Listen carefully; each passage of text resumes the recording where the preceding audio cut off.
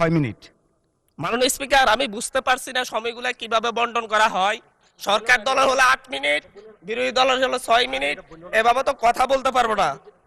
মাননীয় স্পিকার, পাশাপাশি আমি এই সংসদের সর্বকনিষ্ঠ এমপি, বাংলাদেশের ইতিহাসের সর্বকনিষ্ঠ এমপি।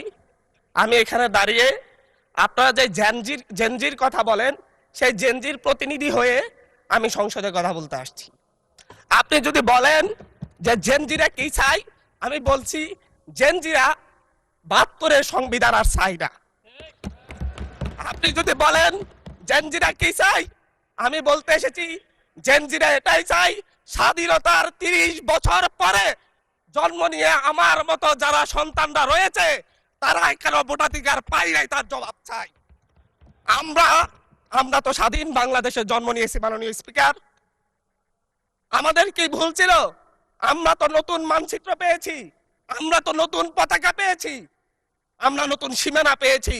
আমাদের পূর্বপুরুষরা 1971 সালে রক্ত দিয়ে আমাদের জন্য একটি নিরাপদ বাংলাদেশ গড়তে চেয়েছেন, কিন্তু আমরা কি সেই নিরাপদ বাংলাদেশ পেয়েছি? আমরা কি সেই নতুন বাংলাদেশ পেয়েছি? আমরা তো সেই নতুন বাংলাদেশ মাননীয় স্পিকার পাই নাই। 71-এ 30 লক্ষ মানুষ শহীদ হয়েছে, জীবন দিয়েছে, তাদের পরবর্তী সন্তানরা যেন নিরাপদ বাংলাদেশে ভোটাধিকার পায়, যেন রক্ষী বাহিনী না হয়, যেন ভোটাধিকার পায়, যেন আবার দুর্ভিক্ষ না হয়। কিন্তু আমরা কি দেখেছি? আমরা দেখেছি বাংলাদেশে দুর্ভিক্ষ হয়েছে। 1973 সালে ভোট চুরি হয়েছে। আমরা দেখেছি তার পরবর্তী সময়ে শহীদ প্রেসিডেন্ট জিয়াউর রহমান বাংলাদেশকে অর্থনৈতিকভাবে, রাজনৈতিকভাবে, গণতান্ত্রিকভাবে বাংলাদেশকে পুনরুদ্ধার করার জন্য উনি অটল ভূমিকা রেখেছেন। উনি আমার দ্বীপ হাতিয়াতে 3 বার গিয়েছেন। আমি যেদিকে তাকিয়েছি, আমার এই বেড়িবাঁধ কে করে দিয়েছে? মেজর জিয়াউর রহমান। আমার এই খালকে খনন করে দিয়ে গেছে মেজর জিয়াউর রহমান। তারপরে এরশাদ এসেছে, বেগম জিয়া এসেছেন। বেগম জিয়া আমার হাতিয়াতে 3 থেকে 4 বার গিয়েছেন, কিন্তু তারপর আমার হাতিয়ার ওই অঞ্চলের নদী ভাঙ্গন রোধ হয় নাই। ওই অঞ্চলের লক্ষ লক্ষ মানুষ ঘরবাড়িহীন ভাবে পড়ে আছে। আমি এই ইলেকশনে ভোট ডাকাতি দেখেছি, আমার ঘরে বরে হামলা করা হয়েছে। আমি কি এই ইলেকশনের জন্য নিজের রক্ত জড়িয়েছি? আমি আজকে স্বরাষ্ট্রমন্ত্রী আছেন, মাননীয় প্রধানমন্ত্রী আছেন, আমি এখানে প্রশ্ন করি, আমি কি রক্ত ঝরিয়েছি? আমরা রক্ত ঝরিয়েছি বলে আপনারা আজকে সংসদে প্রধানমন্ত্রী, স্বরাষ্ট্রমন্ত্রী হয়েছেন।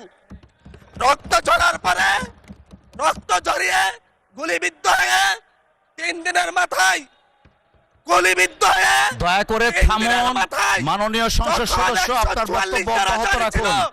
144 ধারার মধ্যে আবার নিজে গুলিবিদ্ধ পা নিয়ে বের হয়ে গিয়ে সংবাদ সম্মেলন করে বলেছি আবার রাস্তায় নামুন, হাসিনা পতন হতে হবে।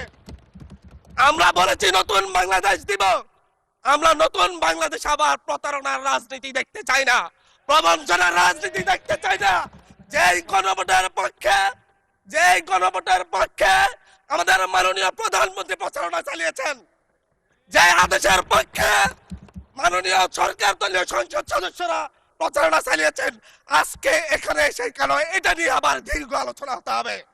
আমরা 90-এর গণঅভ্যুত্থানের কথা বলে যাই নাই। 3 জোটের রূপরেখা হয়েছে, বাংলাদেশ গণতান্ত্রিক ভাবে উত্তীর্ণ হবে কথা দেওয়া হয়েছিল, কিন্তু 94 সালের মাগুরার নির্বাচন কারা আয়োজন করেছিল? কারা 94 সালে মাগুরার নির্বাচন আয়োজন করেছিল?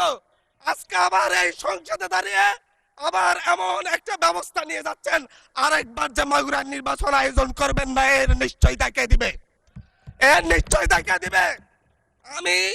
আমি আমার সবচাইতে কম বয়সী প্রার্থী হিসেবে নিজের প্রার্থীটা জমা দিয়ে এলাকায় গিয়েছি প্রচারণা করতে। 3বার হামলা শিকার হতে হয়েছে। আমি সংসদ সদস্য হিসেবে এলাকায় গিয়েছি, সেই জায়গায় আমার উপর হামলা করেছে, সরাসরি ভিডিওতে দেখা গিয়েছে।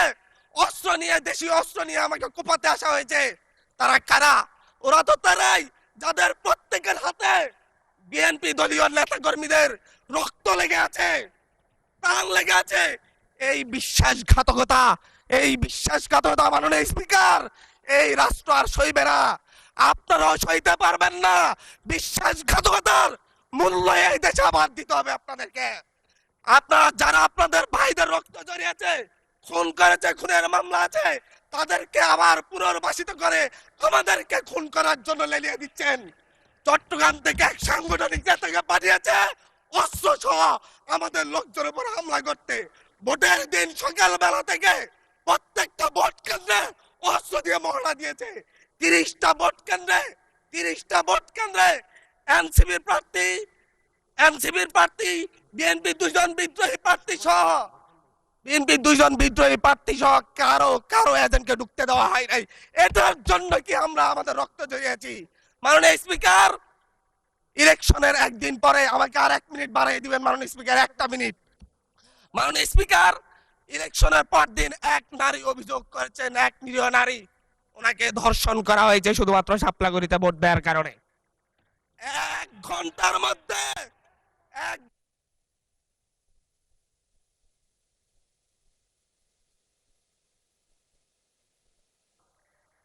ধন্যবাদ মাননীয় সংসদ।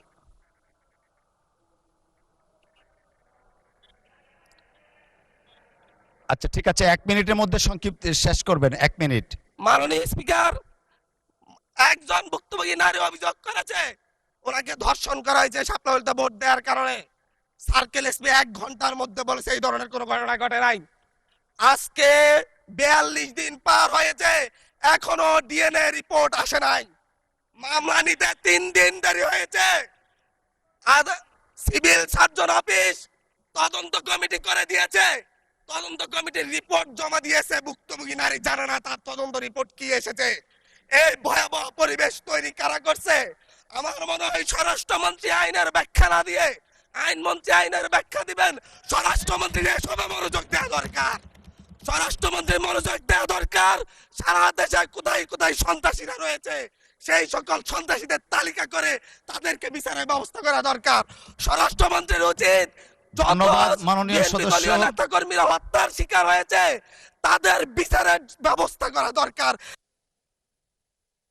ধন্যবাদ মাননীয় সদস্য।